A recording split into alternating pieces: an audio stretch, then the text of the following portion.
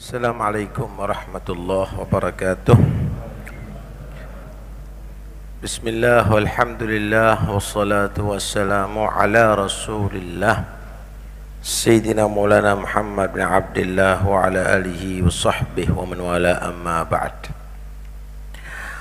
Beruntung sekali kita pada saat ini bangun di malam hari, waktu doa diijabahi oleh Allah, di malam yang sangat istimewa, malam 12 Rabiul Awal, merupakan malam yang penuh berkah karena dijadikan malam kelahiran Nabi Muhammad. Saatnya alam betul-betul merasa bahagia karena kelahiran Habibullah, dan kita sekarang berkumpul untuk Rasulullah, maka insya Allah tidak akan kecewa kita, saudara. Kita punya Tuhan Allah Maha Rahmat, kita punya Nabi Rahim, Rauf Rahim, yang juga sangat rahmat terhadap umat-umatnya. Bil mu'minina Raufur Rahim. Ikhwani yang dirahmati oleh Allah Subhanahu wa ta'ala, ketika ada pelukis yang dia tadi itu melukis bermacam-macam, kemudian dia melukis satu lukisan yang betul-betul sangat menarik, yang lebih daripada lukisan yang lainnya. Itu adalah menandakan betapa hebatnya pelukis tadi itu. Kadang-kadang melukis hutan persis seperti hutan, padahal itu lukisan hutan. Itu menandakan pelukisnya memang betul-betul sangat hebat. Melukis gunung persis dengan gunung, melukis laut persis dengan laut.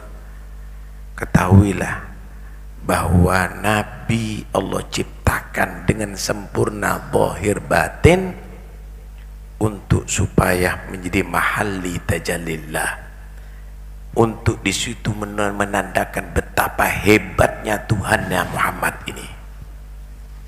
Saudara, kalau Anda memandang misalnya bulan purnama, Anda memandang lautan, Anda memandang pemandangan yang indah, mata menikmati itu, saudara.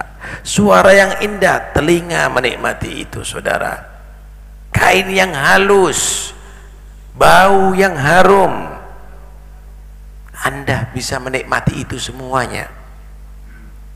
Tapi kadang-kadang itu hanya panca indera. Ruh kita, hati kita kadang-kadang tidak bisa menikmati itu. Tapi Nabi Muhammad Allah ciptakan, kita memandang beliau tidak ada yang lebih indah daripada beliau. Kita mendengarkan keterangan beliau, hikmah yang luar biasa, ilmu yang luar biasa. Tidak ada minyak mesing yang lebih wangi daripada bau Nabi Muhammad. Tidak ada sutra yang lebih halus daripada kulit Nabi Muhammad. Belum lagi ruh kita akan betul-betul merasakan keindahan yang luar biasa, kenikmatan yang luar biasa, rohani. Anda bisa bayangkan, Anda duduk ada di saat ini, kita merasakan kenikmatan yang luar biasa. Mudah-mudahan insya Allah bisa bertemu dengan Rasulullah dan Rasulullah ridha kepada kita. Rohani bisa merasakan, saudara. Tapi bagaimana orang-orang kafir yang memandang Nabi, yang mendengarkan Nabi, yang hidup bersama Nabi, tidak merasakan itu semuanya? Itulah ahlul hijab. Itulah mereka yang sudah dihijab oleh Allah Subhanahu wa ta'ala. Orang bisa mencium, tapi kalau sudah sakit hidungnya tidak bisa mencium wangi, saudara. Orang dengan matanya bisa melihat, tapi ketika matanya sakit tidak akan bisa melihat. Begitu juga telinga. Begitulah juga ketika Allah memberikan penyakit kepada manusia, maka di situ dia akan terhijab daripada keindahan Nabi Muhammad. Karena itu siapa orang yang ketika diterangkan Nabi Muhammad yahinnu qalbuh, hatinya tersentuh, rindu, maka itu adalah alamatus sa'adah, tanda keberuntungan bagi dia. Tapi kalau sudah ceritanya Nabi Muhammad dianggap biasa, haditsnya Nabi Muhammad dianggap biasa, maka ketahuilah itu adalah alamatus syaqawah, tanda orang itu akan celaka, su'ul khatimah, dan masuk neraka. Karena itu, ayo kita sekarang ini betul-betul jadikan kita ini untuk sampai kepada Allah melalui Muhammad Rasulullah. Karena nggak mungkin wusul ila hadratillah illa bi hadrati Nabi Muhammad. Nggak mungkin saudara akan sampai kepada Allah kecuali melalui Muhammad Rasulullah. Nggak mungkin. Nggak mungkin. Orang-orang Yahudi, mereka menyatakan iman kepada Nabi. Orang-orang Nasara itu mengakui iman kepada Nabi. Orang-orang Yahudi mengakui iman kepada Allah. Orang-orang Nasara juga mengakui iman kepada Allah, tapi tidak melalui Muhammad Rasulullah. Maka ditolak oleh Allah. Coba di silent ya. Qul in kuntum tuhibbunallah fattabi'uni yuhibbukumullah wa yaghfir lakum dzunubakum. Ketika kamu menyatakan cinta kepada Allah, maka satu syaratnya, kamu harus ikut Muhammad Rasulullah, baru akan dibalas cinta oleh Allah dan diampuni dosa kamu oleh Allah Subhanahu wa taala. Alhamdulillah, kita bukan hanya dikaruniai iman, saudara, tapi kita dijadikan umatnya Nabi Muhammad. Dengan Islam sudah menjadi keberuntungan. Nahnu fi rauhin wa raha wa huburin wa istihraha. Ni'matul Islam a'la ni'matin halat bisahai bil galab. Ketika kita menjadi orang Islam, itu nikmat luar biasa. Tapi lebih dijadikan umatnya Nabi. Busyra lana ma'syaral islami inna lana busyra lana ma'syaral islami inna lana minal inayati ruknan ghaira munhadimi lamma da'allahu da'ina li ta'atihi bi akramir rusli kunna akramal umami. Karena itu jangan sampai disia-siakan. Punya Nabi yang hebat kok enggak kita dekat, punya Allah yang maha rahmat kok kita jauh dari Allah Subhanahu wa ta'ala. Jangan disia-siakan. Allah berfirman dalam Al-Quran, laqad mannallahu 'alal mu'minina id ba'atha fihim rasulan min anfusihim yatlu 'alaihim ayatihi wa yuzakkihim wa yu'allimuhumul kitaba wal hikmah wa in kanu min qablu lafi dhalalin mubin. Laqad manallah, ada lam qasam di situ. Qad litahqiq. Man al-minnah, al-minnah an-ni'matul udma. Kalau nikmah itu umum, tapi kalau minnah itu nikmat yang luar biasa, anugerah yang luar biasa. Sumpah kata Allah, benar-benar Allah telah memberikan anugerah yang besar alal mu'minin, terhadap orang mukminin. Allah taksis di situ minnah untuk orang mukminin. Padahal Nabi itu wa ma arsalnaka illa kaffatan linnas. Nabi itu diutus untuk seluruh manusia secara umum, saudara. Nabi itu diutus kepada seluruh manusia secara umum. Tapi di sini Allah menyatakan sumpah, benar-benar Allah telah memberikan anugerah yang luar biasa kepada orang beriman. Kenapa? Karena yang bisa mengambil kenikmatan yang luar biasa dari Nabi adalah orang beriman. Tadi sudah dikatakan tadi itu. Iman, saudara, ukurannya iman. Semakin mantap imannya, semakin bisa merasakan kenikmatan Nabi Muhammad.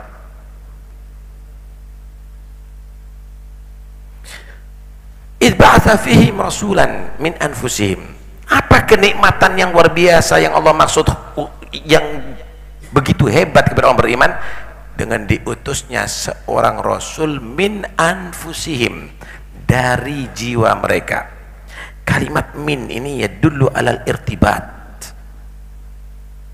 Allah utus rasul dari jiwa mereka. Saudara, kalau kita katakan mengambil ilmu daripada guru si fulan, ini ada hubungan antara guru dengan murid, murid dengan guru. Anak daripada orang yang soleh itu berarti ada hubungan ayah dengan anak, anak dengan ayah.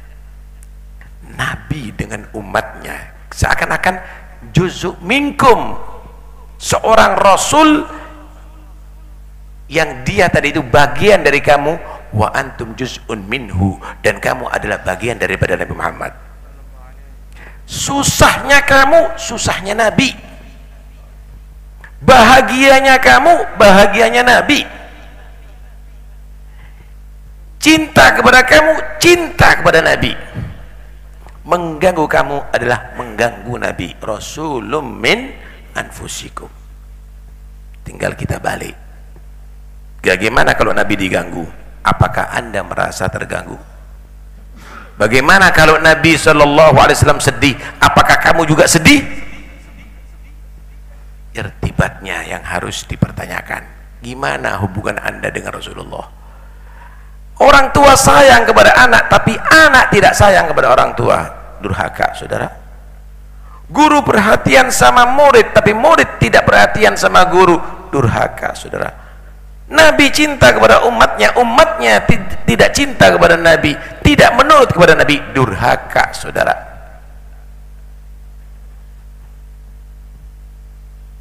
Kemudian ada menyatakan min anfusikum ay min jinsikum. Sumpah benar-benar Allah telah memberikan anugerah kepada kalian semuanya dengan diutusnya seorang rasul daripada jenis manusia seperti kamu. Saudara, kalau Rasul itu adalah malaikat, maka dia tadi itu akan menjadi baik untuk pribadinya, tapi tidak mungkin manusia akan mencontoh malaikat. Tapi Allah ciptakan dari jenis manusia supaya Anda tahu kemuliaan ini yang luar biasa adalah dari seorang manusia yang seperti kamu, tapi tidak sama dengan kamu. Saudara, Nabi itu tidur seperti manusia. Nabi itu tidur seperti manusia. Tapi Nabi tidak tidur seperti manusia biasa. Kenapa? Kalau kita tidur, hati kita juga lupa kepada Allah, tidur. Tapi Nabi, tanamu ainaya wa la yanamu qalbi. Dua mataku tidur, tapi hatiku nggak tidur. Kita ini makan, saudara. Nabi juga makan. Kita makan, Nabi juga makan. Kalau kita nggak makan, lemes, saudara. Sakit, saudara. Tapi Nabi, lastu kahiyatikum, innama yut'min rabbi wa yasqin. Aku nggak sama lo dengan kamu, sekalipun aku makan. Aku nggak makan pun, aku nggak minum pun, aku nggak pernah berkurang kekuatanku, karena aku adalah hamba yang bisa langsung dikasih makan oleh Allah dan dikasih minum oleh Allah Subhanahu wa ta'ala.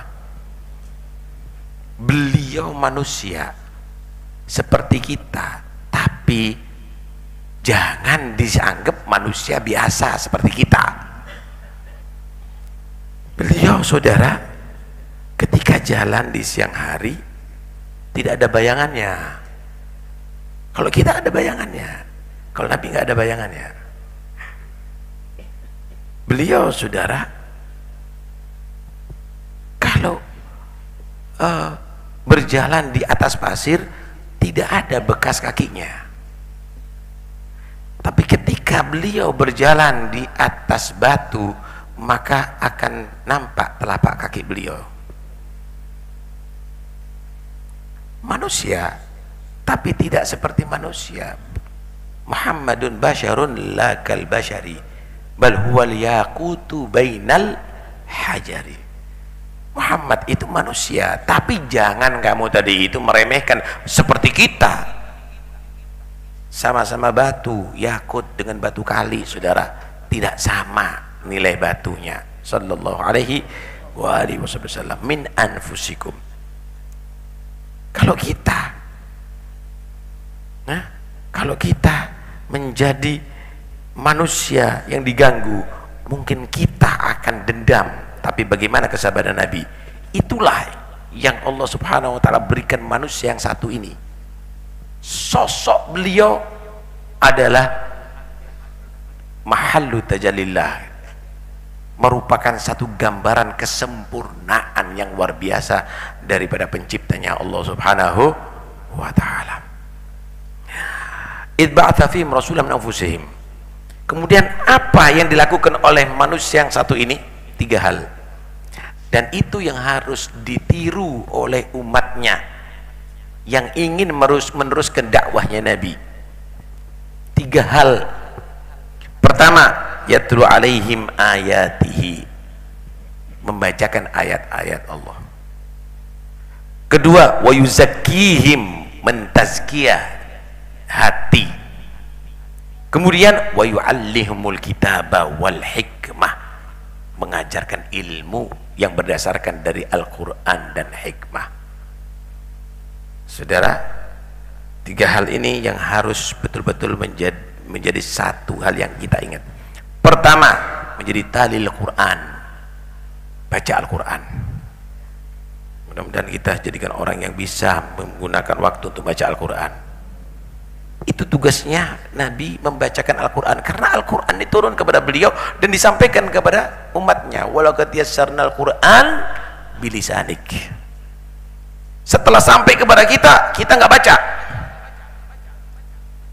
anak kita nggak baca,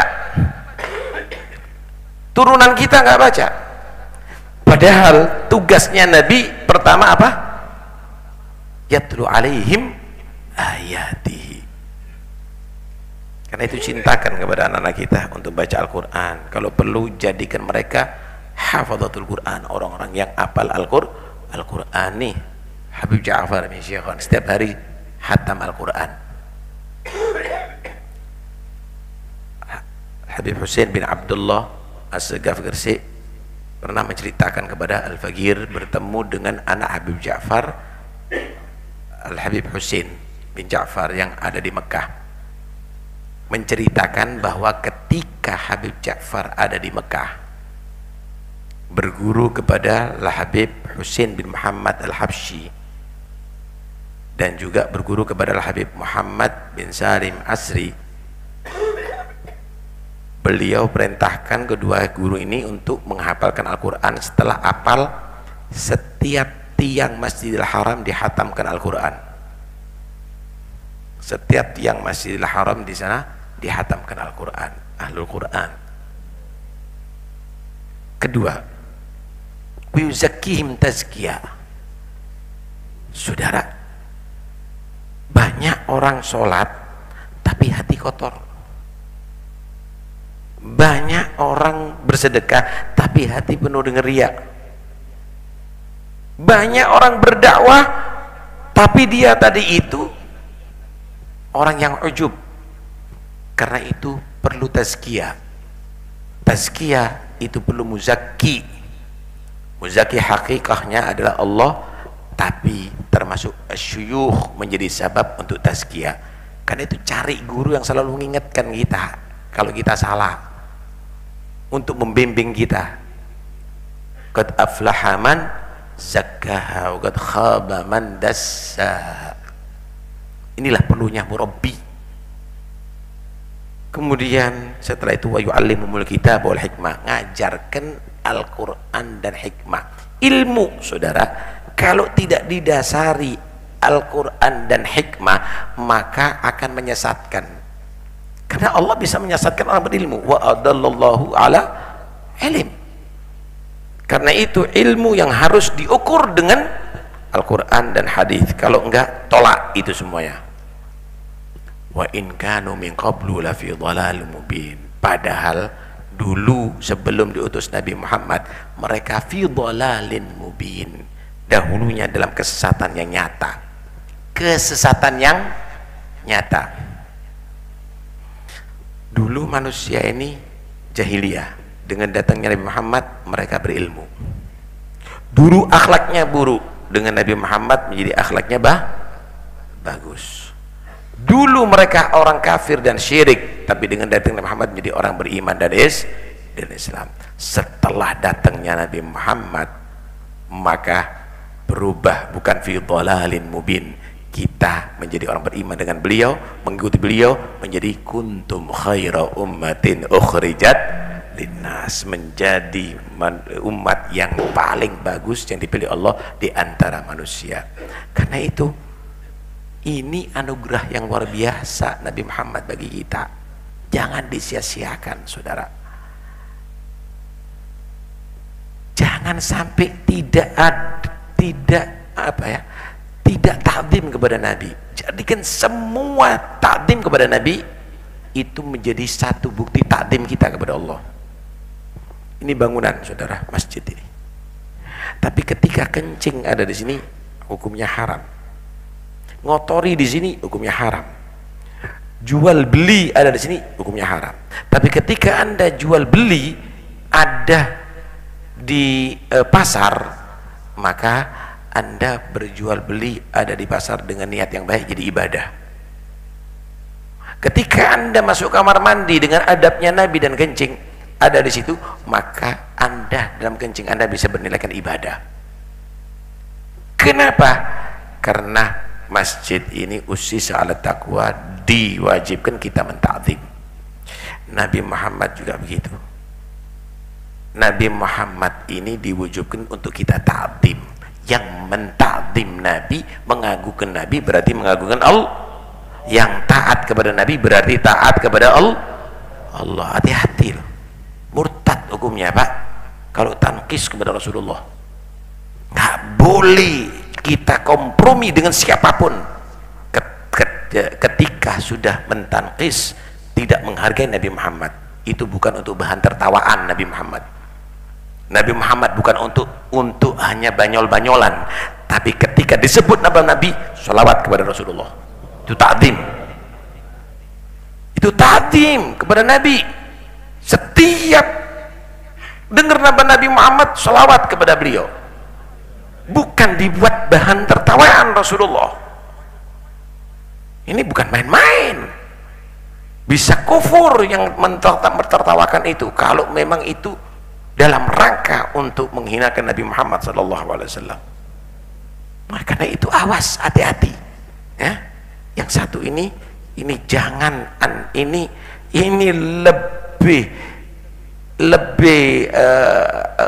lebih suci daripada Ka'bah, bahkan lebih suci daripada arsy Allah. Jangan dibuat main-main untuk Muhammad Rasulullah sallallahu alaihi wasallam. Ada satu kejadian, Nabi itu pernah meminang seorang perempuan namanya Jumrah bintul Harith bin Auf al-Murri. Nabi ngomong sama orang tuanya, diminta sama Nabi, siapa nggak kepingin jadi istrinya Nabi SAW. Cuma orang ini menolak, bohong. Ya Rasulullah, minta maaf, ada belangnya anaknya saya. Pulang belang saudara anaknya. Jangan buat main-main ini. Pulang langsung belang itu anaknya semuanya. Jangan pernah merendahkan Nabi. Jangan pernah merendahkan Nabi Muhammad sallallahu alaihi wasallam. Pernah Nabi menemui seseorang makan dengan tangan kiri.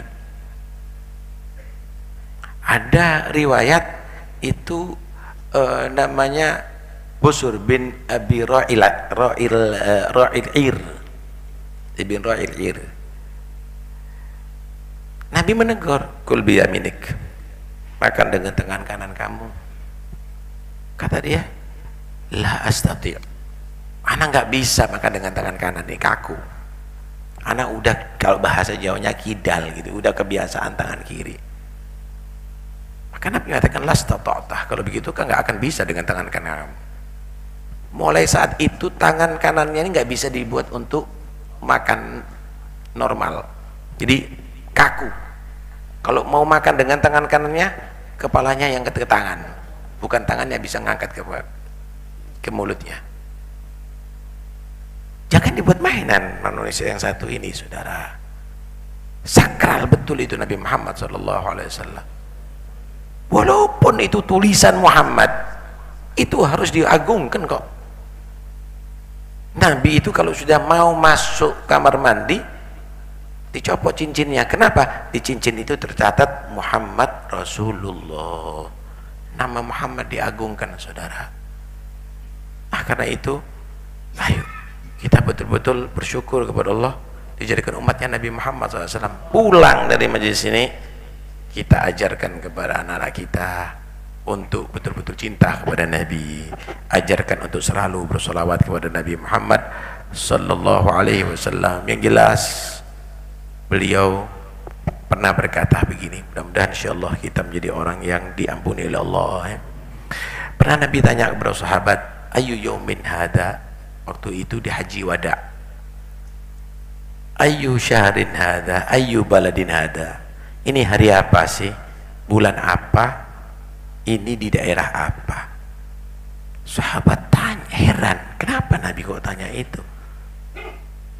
Kayak sahabat, kalau mereka menyatakan hada yaumun haram wa syahrun haram wa baladun haram, ini kita di daerah haram ya Rasulullah, itu Mekah.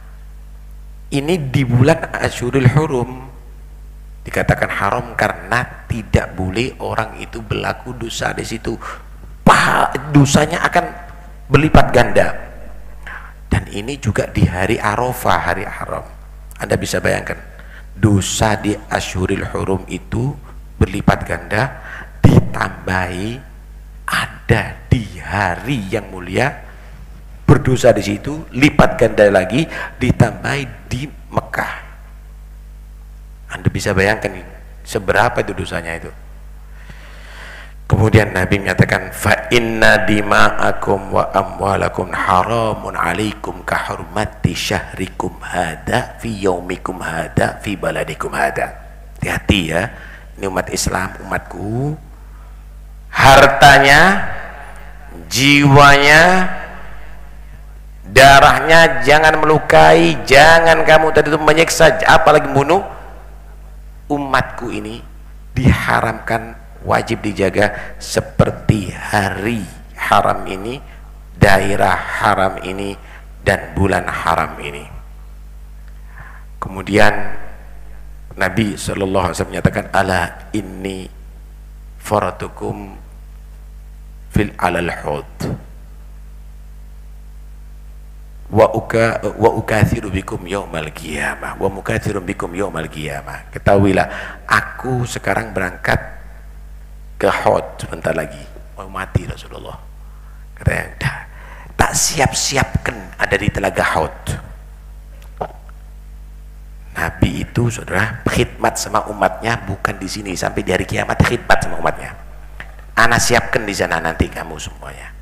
Ana bangga dengan umatku yang banyak, kata Rasulullah. Saya bangga dengan umatku yang banyak. Kemudian Nabi berpesan, fala tusawwidu wajha nabiyikum. Ini yang harus kita pikir. Jangan kamu mencoreng hitam wajah Nabi kamu. Wajah Nabi bukan hitam, saudara Rasulullah. Nggak mungkin akan bisa hitam. Tapi ini mengingatkan, awas, maksiatnya kamu, dosanya kamu, minum khamrnya kamu, zinanya kamu, narkobanya kamu, ribanya kamu, itu mencoreng wajah Nabi di hari kiamat. Aku tunggu kamu di telaga Hud. Aku akan siapkan kamu minum di telagaku. Aku bangga dengan kamu berdatangan kepada aku, tapi jangan kamu coreng wajahku, kata Nabi. Ya ikhwani, apa yang kita lakukan selama ini? Kemudian Nabi Sallallahu Alaihi Wasallam menyatakan, ala inni munggidun lakum wa munggadun, ana ini munggidun unasan. wa munqadun binni nasun. Ketahuilah aku ini nanti berusaha untuk menyelamatkan umat ini. Mustangidun unasan, anak ini berusaha kok untuk menyelamatkan umat ini. Ada yang aku berhasil aku kasih syafaat, ada yang mau aku kasih air di telaga Hod, diterima. Tapi ada ketika aku mau kasih sama malaikat dilarang. Ketika aku mau beri syafaat sama malaikat dilarang. Maka Nabi mengatakan, ya Rabb, haula ashabi, ini orang-orang yang pernah sama aku, ini yang pernah aku saksikan sama aku. Maka dia jawab, innaka la tadri ma ahdathu ba'dak, kamu nggak tahu apa yang mereka lakukan setelah kamu meninggal wahai Muhammad. Kalau kita disaksikan sekarang oleh Nabi, awas, hati-hati, jangan nanti ketika Nabi ingin beri syafaat kepada Anda tapi ternyata malaikat melarang atau Allah tidak memberikan itu semuanya. Kenapa? Karena ternyata setelah majelis ini Anda tetap ada di bar, Anda tetap minum khamr, Anda tetap berzina, Anda tidak bertobat.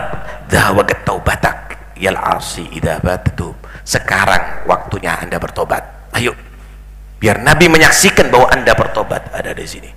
Jangan nanti Nabi ternyata kecewa dengan Anda semuanya. Karena itu mudah-mudahan ya Rabb, majelis ini bukan hanya sekedar kita kumpul dan bersolawat, tapi mudah-mudahan majelis ini adalah saatnya kita bertobat daripada seluruh maksiat. Mudah-mudahan insyaallah majelis ini sebentar lagi akan menjadi satu momen kita memulai untuk membaca Al-Quran dan menerapkan itu dalam keluarga kita. Mudah-mudahan Allah temukan kepada kita guru-guru yang bisa mentazkiyah diri kita sehingga kita punya nafsun muzakkah, dan mudah-mudahan insyaallah Allah berikan kita ilmu yang manfaat, anak-anak kita dijadikan anak-anak yang salihin dan salihat. Ya Rabb, la tuballih min akhbirna ma yasu'ul habib sallallahu alaihi wasallam. Ya Rabb, jangan engkau sampaikan daripada segala perbuatan ucapan kami yang membuat Nabi sedih kepada kami. Ya Allah, jadikan kami anak orang-orang yang bisa membahagiakan Nabi Muhammad sallallahu alaihi wasallam dengan berkhidmat kepada umatnya. Ya Rabb, cabut kebencian dari kami terhadap satupun orang Islam, satupun umat Nabi Muhammad sallallahu alaihi wasallam. Ya Rabb, bubarkan kami dari majelis ini menjadi orang yang bisa husnudzon kepada setiap orang muslim. Ya Rabb, bubarkan kami dari majelis ini, tidak engkau sisakan satupun dosa di antara kami. Ya Rabb, kabulkan semua hajat yang hadir di majelis ini. Ya Rabb, jauhkan daripada segala penyakit yang zahir maupun batin. Jadikan kami orang selamat dunia sampai akhirat ya Rabbal Alamin. Ya Rabb, kami mengaku tidak punya amal. Ya Rabb, kami merasa bahwa kami banyak berdosa. Ya Rabb, jangan sampai dosa kami engkau jadikan penghalang kami untuk bisa bertemu dengan Nabi Muhammad. Tetapkan ikatan kami ya Allah dengan Nabi Muhammad. Kalaupun engkau mentakdir ya Allah kami meninggal dunia, kami mohon ya Rabb, Nabi Muhammad hadir dalam sakarat kami dan Nabi Muhammad membantu kami mati husnul khatimah. Ya Rabb, kami tidak sanggup masuk alam kubur dengan bawa dosa, tapi kami mohon ya Allah, jadikan Nabi Muhammad bisa mendinginkan kuburan kami. Nabi Muhammad menjadi sebab terangnya kuburan kami, dan nanti di hari kiamat takdirkan kami bisa bersama Nabi Muhammad. Urbulna bihi rabbana yanhal wa la tahjubna ya Rabb ala habibika Muhammad bi sayyiati a'malina.